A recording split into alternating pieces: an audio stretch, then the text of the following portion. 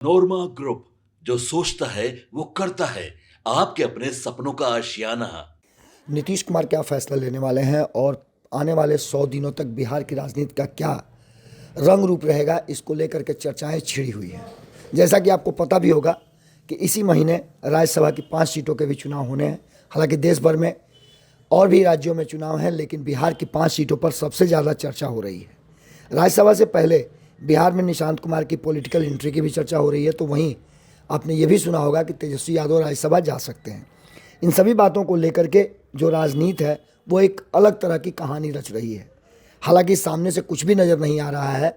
नामांकन की प्रक्रिया शुरू हो चुकी है, मात्र 1.5 दिन बचे हुए हैं, लेकिन उसके बावजूद भी अभी तक नामांकन नहीं हो पाया है। इस बीच आपको बता दें कि पटना से दिल्ली तक की दौड़ लगाई जा रही है।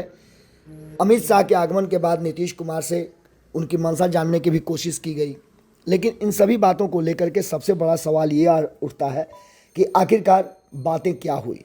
इन बातों में नीतीश कुमार के भविष्य, निशांत के भविष्य और भारतीय जनता पार्टी का अगला कदम क्या होगा।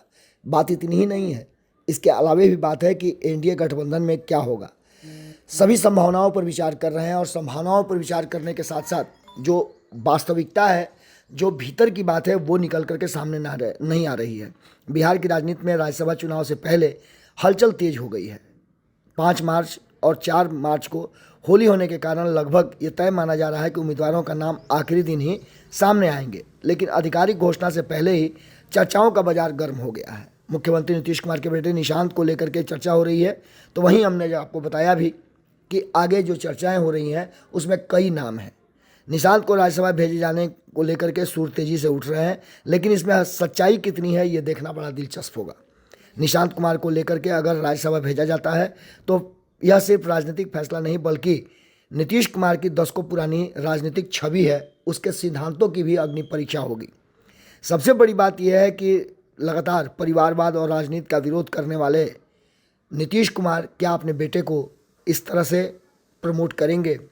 हालांकि इस बात को लेकर के 2 दिन पहले से चर्चा चल रही है, नीतीश कुमार के जन्मदिन के दिन से ही, कि निशांत ने नीतीश कुमार के सहजता, उनके किए गए कार्यों को लेकर के एक निश्चित रूप से बड़ी बात कही है और नीतीश कुमार ने वास्तव में लकीर खींचा है। क्या उस लकीर को पार कर पाएंगे, इस बात को लेकर के भी चर्चाएं तेज हो रही है। राज्यसभा चुनाव का गणित सियासी रणनीति को लेकर के पूरी तरह से फिट बैठता है। दावा तो ये किया जा रहा है, कल ही आपने देखा कि चिराग पासवान की टीम ने दावा किया, एक गुप्त बैठक हुई, बैठक के बाद ये दावा किया गया कि चिराग पासवान की टीम इस राज्यसभा की 5 सीटें जीतने के लिए पूरी तरह से तैयार है।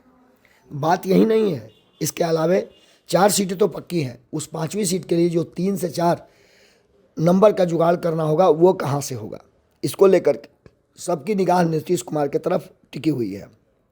राज्यसभा चुनाव के इस जटिल गणित के बीच सबसे बड़ी चर्चा यह है कि जेडीयू कोटे से निशांत कुमार को राज्यसभा भेजा जा सकता है। हालांकि आधिकारिक तौर पर इसकी घोषणा नहीं हुई है, लेकिन लंबे समय से पार्टी के भीतर उन्हें राजनीति में लाने की चर्चा भी हो रही है। पार्टी को बचाने के लिए ये भी कहा जा रहा है कि नीतीश कुमार के बाद कौन पार्टी का कमान संभालेगा और जो वोट बैंक है वो कैसे एकजुट रखा जा सकता है। इसके साथ साथ नीतीश कुमार पर एक बड़ी बात यह है कि परिवारवाद को लेकर के उसके खिलाफ हमेशा नीतीश कुमार रहे हैं। समाजवाद की एक अलग धारा नीतीश कुमार ने रखी है और उसके लिए सही में उन्होंने एक अलग लकीर खींचा है। परिवार का कोई भी सदस्य राजनीति में आपको नज़र नहीं आता होगा। हालांकि बात करें निशांत की, तो लंबे समय से वो सक्रिय राजनीति में भले नहीं हो, लेकिन उनकी चर्चा खूब हो रही है। कई राजनीतिक कार्यक्रमों में उनको देखा भी गया है। तो वहीं पहले वो छुप छुप के रहते थे, अब वो सीधे सीधे सामने नज़र आते हैं। हर कार्यक्रम में लगभग वो सामने नज़र आते हैं। ऐसे में नीतीश कुमार को लेकर के ये बात कही जा सकती है कि जिस तरीके से नीतीश कुमार ने की राजनीति का एक बड़ा आधार उनकी सादगी, परिवारवाद से दूरी, बिहार में जब भी वंशवाद की चर्चा होती है तो उन्होंने खुद को उससे बिल्कुल अलग रखा है। उन्होंने अपने परिवार के किसी भी सदस्य को राजनीति में नहीं आने दिया है। यहाँ तक कि दूसरी तरफ वो लगातार लालू प्रसाद के राजनीतिक परिवार, उनके राबड़ी देवी, तेजस्वी यादव, तेज प्रताप यादव, मीसा भारती, इन सब पर कहीं ना कहीं आवाज़ उठाते रहे हैं और कहा है कि वो परिवारवाद वाली पार्टी है, परिवार के ही सब लोगों को बना दिया। अपने बार बार आपने सुना होगा कि नीतीश कुमार कहते हैं कि अपने हटा तो पत्नी को बना दिया। अब ऐसे में विपक्ष इस पर हमला भी कर सकता है अगर निशांत को कुछ बड़ा करे तो। लेकिन सबसे बड़ी बात यह है कि विपक्ष निशांत की एंट्री को लेकर के काफ़ी सक्रिय है। कई बार प्रतिक्रियाएं भी आई हैं जिसमें कहा जा रहा है कि निशांत कुमार को राजनीति में आना ही चाहिए। अगर उनमें क्षमता है तो नीतीश कुमार के रोकने से नहीं रुकेंगे। राजनीति में कोई भी आ सकता है, ये परिवारवाद नहीं, बल्कि जिसमें भावना हो, जिसमें क्षमता हो, समाज को बेहतर देने का, वो राजनीति में आ सकता है। राष्ट्रीय जनता दल की बात करें तो वो भी लगातार निशांत की एंट्री की बात करता रहा है, तो वहीं कांग्रेस ने भी निशांत की एंट्री को सहजता से स्वीकार करने की बात कही है। कई बार ऐसा देखने को मिला है कि राबड़ी देवी ने निशांत की एंट्री को लेकर के अपनी बातें रखी है, तो मीसा भारती ने भी रखा है। और बात इतना ही नहीं है, इसके अलावे भी आप कई बार देख चुके होंगे कि निशांत की एंट्री को लेकर के तेजस्वी यादव ने भी अपनी बात को रखा है। लेकिन सबसे बड़ी बात यह है कि बिहार में आखिरकार राजनीति की दशा और दिशा क्या होगी। क्या नीतीश बाबू सीएम की कुर्सी छोड़ेंगे? अगर छोड़ेंगे तो उसके पीछे का कारण क्या होगा? कहा तो ये भी जा रहा है कि अगले 100 दिनों तक बिहार की राजनीति में कुछ बड़ा परिवर्तन हो सकता है। राज्यसभा के चुनाव को लेकर के जहां एक तरफ चर्चाएं चल रही हैं, वहीं दूसरी तरफ ये भी कहा जा रहा है कि नीतीश कुमार और भारतीय जनता पार्टी के बीच में क्या समझौता हुआ है। क्या 100 दिनों तक और नीतीश कुमार सत्ता में बने रहेंगे, मुख्यमंत्री की कुर्सी पर रहेंगे, उसके बाद भारतीय जनता पार्टी को सत्ता सौंप देंगे, या फिर कोई नया ट्विस्ट आएगा? आपको बता दें कि नीतीश कुमार इतनी आसानी से कुर्सी खाली करने वालों में से नहीं है। जो सामने से बातें नज़र आ रही है उसमें साफ साफ कहा जा रहा है कि अंतिम फैसला तो नीतीश कुमार को ही लेना है, लेकिन जिस तरह से निशांत की एंट्री नज़र आ रही है उससे ऐसा लगता नहीं कि उसे राज्यसभा भेजेंगे।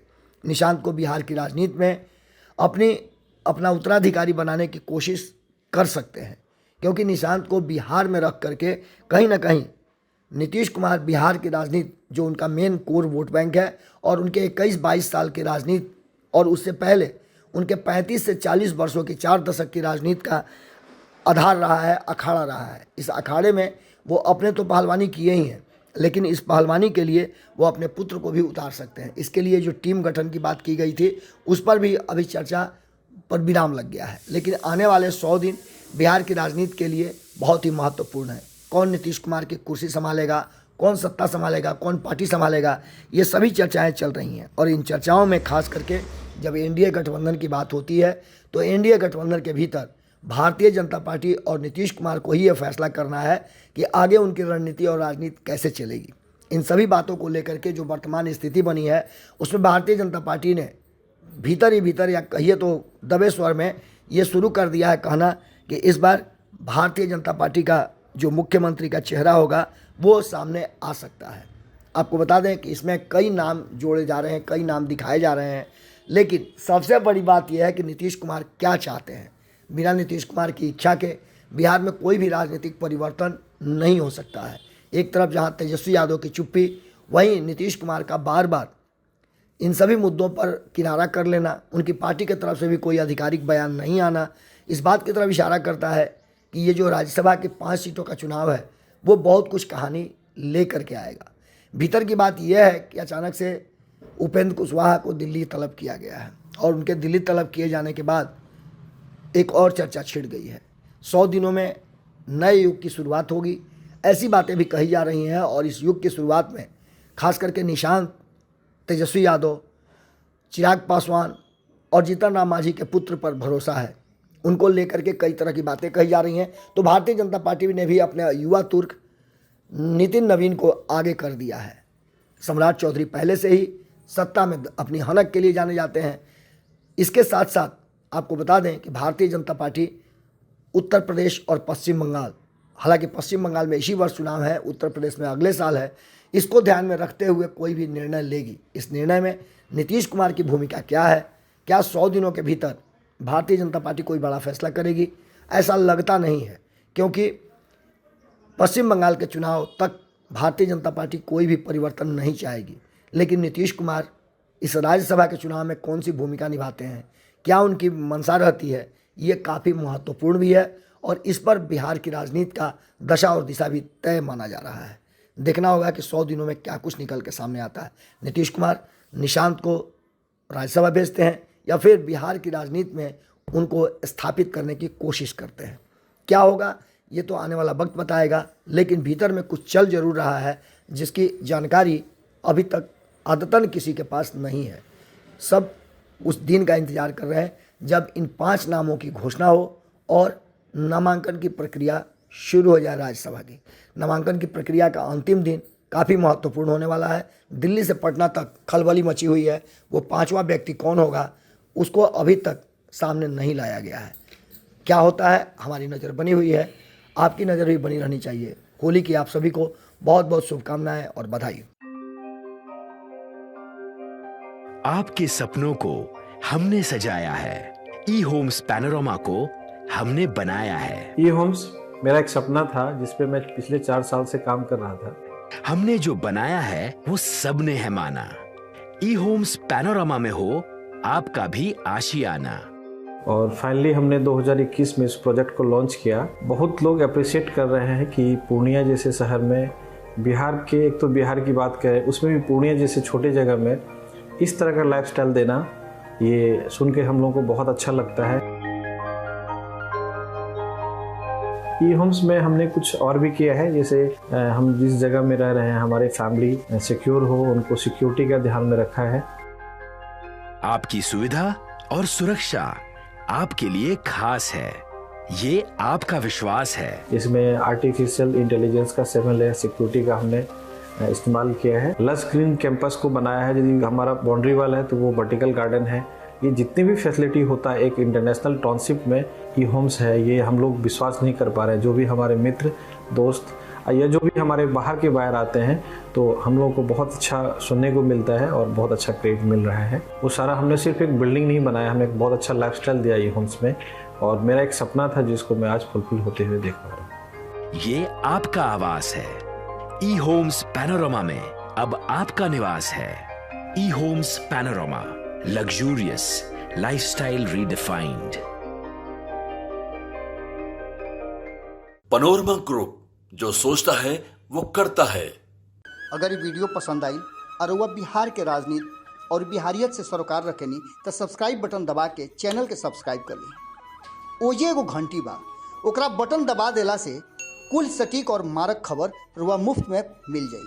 अगर रुआ पत्रकारिता के हमनी के नया प्रयोग में सहयोग कर चाहतानी तो ज्वाइन बटन दबा दी। पेटीएम नंबर नोट कर ली 938681